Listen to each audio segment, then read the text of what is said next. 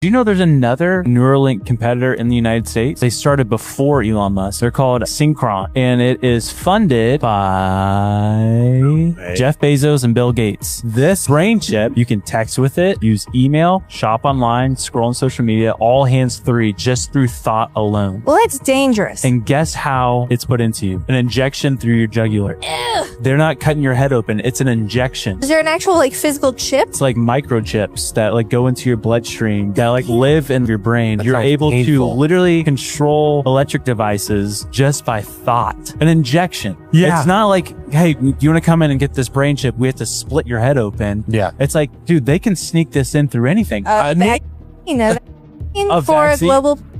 But by Bill Gates and Amazon. That's such bad news. And I've never heard of this company in my life. This might be a stretch, but you do think of like the mark of the beast. It says free or slave, rich or poor. You cannot buy or sell. You have to have this mark in order to do this mark of the beast. And so it'll be in the right hand or the forehead. And I'm just thinking the forehead. Is it referring to like it's going to be like in your brain? Dude, what world are we living in? Did you know there's a line across America where reality starts to break down? They call it the 37th parallel, and it might just be the strangest stretch of land in the US. Running from Santa Cruz, California all the way to the Chesapeake Bay, this latitude, 37 degrees north, has been dubbed America's Paranormal Highway. Why? Well, it passes through various mysterious military bases, national parks, and clusters of high strangeness, almost like it's a roadmap for the unexplained. Going from east to west, this line runs right through Washington, D.C., and then on over to Appalachia, where we know there's a lot of weird stuff happening. It also cuts through the largest cave network in the world, Mammoth Cave in Kentucky, which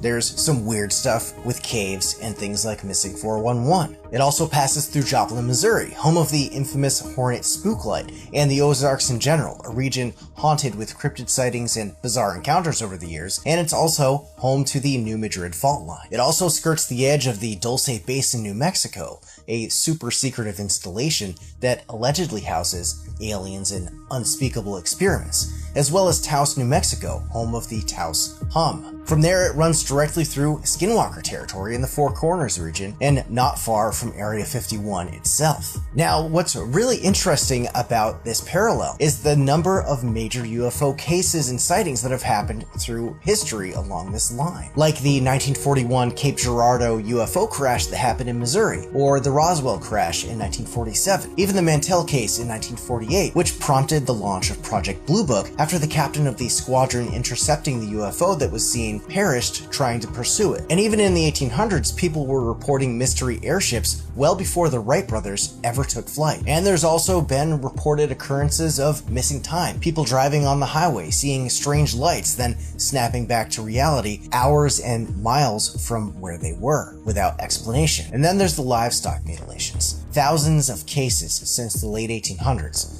all with the same signature. Major organs, eyes, and other body parts removed with surgical-like precision. The bodies drained of blood and no tracks, like they were almost dropped from the sky. So what is the 37th parallel? Well, some people think that it could be a ley line or some kind of dimensional rift. Others think it could be a kind of cosmic highway for UFOs for some reason. Elon Musk's latest project is a robot designed to carry human pregnancies. And while it sounds futuristic, it raises serious concerns about health, ethics, and the future of human connection. Seriously, pregnancy is not just about carrying a child. It's a complex process that impacts health, development, and bonding. Introducing robots into this equation could change everything about family dynamics and human development. So why on earth are we even exploring this path? Elon argues that it's about supporting families and tackling birth rate declines, but are we losing something critical by replacing nature with tech? What is that? It's being called the clearest UFO footage ever, and online AI detectors are confirming it's not AI generated with over 99% accuracy. A triangular-shaped craft with no visible propulsion system, flashing strange sparks of blue light in the sky. Some are calling it extraterrestrial technology, but others believe this is what is known as a TR-3B, or Black Manta, a rumored anti-gravity aircraft made under top-secret government black budget programs. Technology beyond our imagination they'll never admit exists, using reverse-engineered crashed alien Dragon spacecraft propulsion systems operated by the US Navy and Air Force, which the United States, of course, denies, even though there are confirmed government-owned patents for triangular spacecraft that were filed in 2004 and abandoned after 2006, whose description just so happens to sound almost exactly like what we're looking at over here. The same craft that has been spotted numerous times around the world over the decades, only to get swept aside as a hoax or nothing to see here. But no, please Google this so you can read all about how it's 100% debunked, and don't you dare question it any further. As far as we know, we're made of elementary particles and there is nothing else. The only reason we assign some unusual qualities to humans is because the human brain is such a complex machine, and there is a simple, this is not just a theory, what I'm saying. We can test it, and we can test it with AI. Because once we develop an AI system that has as many parameters as the human brain, my prediction is that it will show the other qualities of the human brain. It will show a behavior that is consistent with it having consciousness, and it will show a behavior that is consistent with it having free will. So you would not be able to tell the difference between the behavior of a human. Turing type.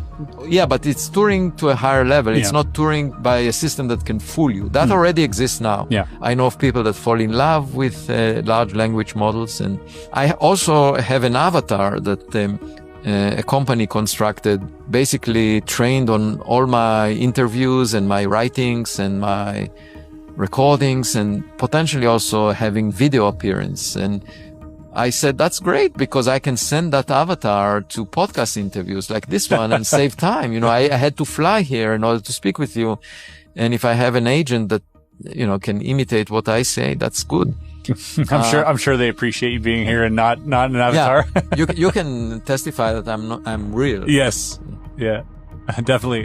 Well, I mean, so far as I know what real is, but yes. We have some news right now. Chinese scientists are currently developing a robot that could carry a baby to term and give birth to it. Yes, this is real. According to Asian media outlets, this prototype robot that's being created would literally be attached to a hose in which it would retrieve nutrients. It would have an artificial womb in which the baby grew. The prototype is expected to be released as soon as next year and will cost about 100,000 yuan, which is about $13,000 US. Now, the company that's creating it is called Kaiwa Technology. Now, the company hasn't provided really much information over how the insemination process would work here. But we are really moving into the future if this is a real thing that actually is deployed. And now there are major ethical concerns and major ethical discussions going on online of whether or not this should even be done. These are contact lenses that let you see in the dark. They're like night vision goggles without needing the goggles. And it gets even crazier because these lenses let you see even when your eyes are completely closed. It's pretty insane. Now, this was a massive breakthrough by a research lab in China. And the way it all works is super interesting. The contacts are coated with special nanoparticles that absorb infrared light. That's the part of the spectrum our human eyes can't normally see. But here's the big innovation. Those nanoparticles can then convert that invisible light into visible waves that we can see, essentially letting us see in the dark. Now, the contacts are clear, so you can still see normally, but you also have this super secret power to read hidden messages. And here's where it gets even crazier. The people that tried these said it was even easier to read secret messages when their eyes were closed. So in theory, someone could transmit an invisible message, and as long as you were facing in their direction, even if your eyes were closed, you could read it. Pretty insane. The Chinese lab said the first version of these is only going to cost $200. And I don't know about you, but I could see these being everywhere. Keir Starmer has faced heavy criticism after it was revealed that the Online Safety Act ID verification system does not apply to the IP addresses in the Houses of Parliament, allowing MPs to log on and view adult and other restricted content without uploading their face or ID. Apparently this is to safeguard MPs from vicious foreign actors who could hack one of the third-party verification systems being used and release all of their private information. In a press statement, Keir Starmer said that the restrictions are not placed on the Houses of Parliament due to it being necessary for their work that MPs be allowed to access sensitive and adult content at a moment's notice, especially if they're really stressed. The Online Safety Act came into effect earlier this year and has since seen large amounts of backlash from the general public, with hundreds of thousands of people signing petitions, protesting in the street and taking vows of celibacy until the laws are repealed. A tech specialist who helped implement the exemption for the Houses of Parliament, said that he was told they absolutely need a way for MPs to access adult content without having to show ID, because over 200 MPs had complained to Labour and Keir Starmer that if they had to do that, they wouldn't support the Online Safety Act bill. Further reports seem to corroborate this story, as the amount of toilet paper that's been ordered to the Palace of Westminster in the last month has increased 400%. If we want to kill the Online Safety Act, this is the way that it's going to happen. It won't be writing polite letters to MPs, it won't be signing petitions, and it definitely won't be getting out there and protesting. The only way to kill the Online Safety Act is to make the UK government lose money, and fast. I can't believe I'm saying this, but I really hope that the big tech companies just pull the plug on Britain. Shut it down. No YouTube, no Facebook, no Wikipedia, no Spotify, no Instagram, no nothing. Just gone. Because the truth at the core of it is that the government doesn't care about your freedom. It doesn't care about your privacy, it barely cares about your safety, it only cares about one thing: making money. If you suddenly cut the UK off from the platforms that it uses to tax, track and profit from, suddenly Westminster would start foaming at the mouth. Billions in advertising gone, e-commerce completely slashed, and creators and businesses with no online reach whatsoever. And suddenly the UK government has a gaping hole in its revenue stream. Money is the only language that they speak. The Online Safety Act isn't just an authoritarian mess, it's a logistical nightmare for every company operating here. It forces them to build or outsource to creepy ID systems just to stay compliant with the law. It's bad for people, and it's even worse for business. And the government, they know that. They're just not going to care until the cash starts drying up. If Meta, Google, Apple, Reddit and Spotify all just said, fuck it, this is too much hassle, and pulled out immediately, this law would be dead before Christmas. Because the second the money stops flowing, the safety theatre, that all ends, and the crocodile tears will dry up. The fastest way to repeal the Online Safety Act: make it cost them. Bleed the beast. Could The Rock actually become the next US president? Well, that's exactly what a lot of people are talking about today, because recently his odds of becoming the Democrats' next presidential nominee have surged on Polymarket above even Michelle Obama and Tim Walz. Now, realistically, his odds are still only sitting at about 2 to 3%, with Gavin Newsom and AOC being by far the top two contenders. But the crazy part is that he's up there without even saying that he's running. He has, although, dropped sneaky little hints. For example, in 2022, a poll came out that 46% of Americans would support his presidential run, and then he revealed that after that poll came out, multiple political parties approached him to see if he would run for US president in 2024. In 2016, he told GQ, "I can't deny the thought of being a governor or president is alluring." And then just a year later, he told Variety that the 2024 presidential campaign was a realistic consideration. Now, he mentioned what stopped him was his kids. He doesn't want them to be dragged into politics. But he still left the door slightly open, because he told Trevor Noah in a podcast, if that's ultimately what the people would want, then of course I would consider it. And hypothetically, if he did run in 2028, the current odds said that he'd be up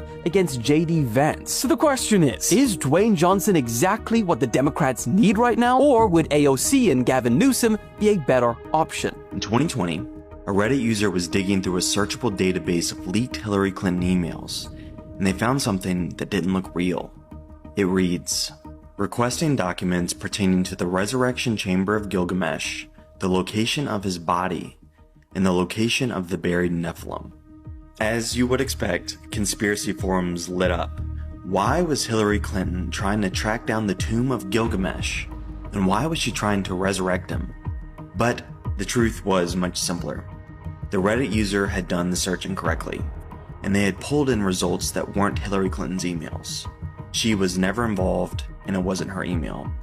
It was just an ordinary citizen requesting strange information through a FOIA request. When people realized that Clinton wasn't involved, the story died. But what's forgotten is this FOIA request does have a kernel of truth in it. 13 years earlier, in 2003, a team of German archaeologists allegedly discovered the burial site of Gilgamesh. The researchers used magnetic surveys to map the ancient city of Uruk.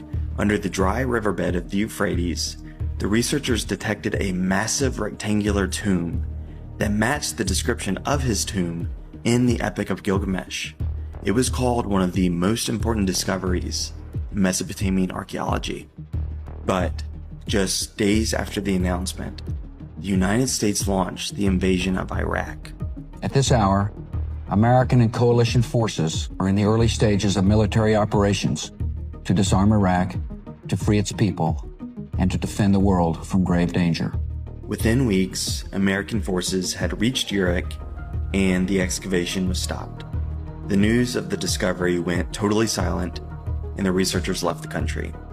No further reports were published, and it was as if the discovery had never happened.